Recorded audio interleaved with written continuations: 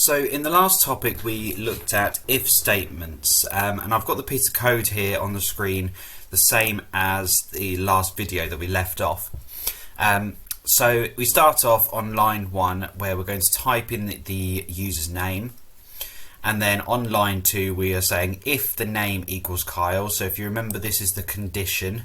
Okay, so if the name is equal to Kyle, if we type in Kyle, then it will then say print welcome Kyle. So if I just run this again to show you, so we enter our name, if I type in Bob, the condition says name equals Kyle.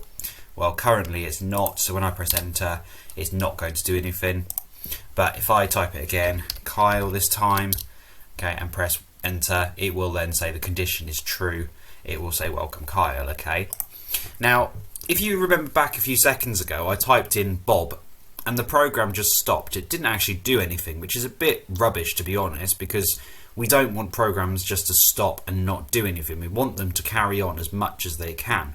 I mean, think, for example, if you're logging into the school computer, you type in your username, type in your password. As soon as you press enter, you don't want the computer to just stop, because that's not going to be very helpful. You want to know that you've got it wrong. Okay, now we can expand on our if statements a little bit more, and we can add in an extra option, and this option is the word else. Okay, so if we put else at the end of our program, if you notice again, I have not put any spaces before else, so there are no spaces in front, no indent.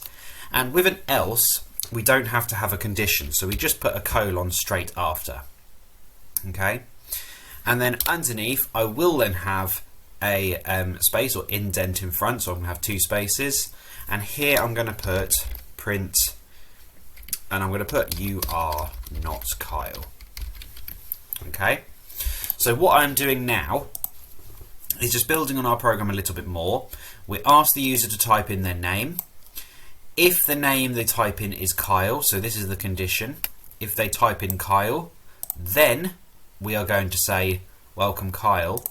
But if we now type in anything else that is not Kyle, so anything else, then it will then say you are not Kyle. Okay, so let's test this and see if it actually works. So enter your name. I'm going to type in Kyle to start off with, and we would expect the program to say welcome Kyle, and it does.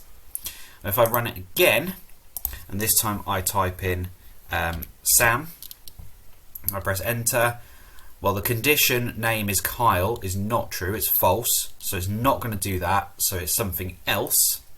So because it is something else, it's then going to say you are not Kyle.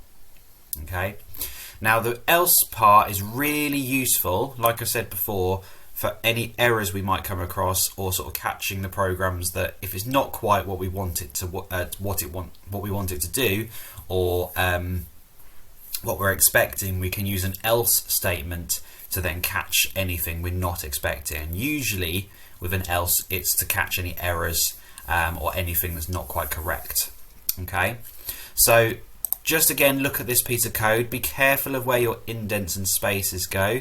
So where you have the if and the else lines, they are against the line. There's no spaces, but the lines after if and the lines after else need to have spaces. So whatever code I want them to say after the name is Kyle, I need to have 2 spaces here, and any code that I want them to say after the name is not Kyle, I've typed in something else, I will make sure there's spaces on these lines here. Okay, so that is all to do with the else statement. So if you have a look at the code underneath, work your way through the challenges, and then you can go on to the next topic.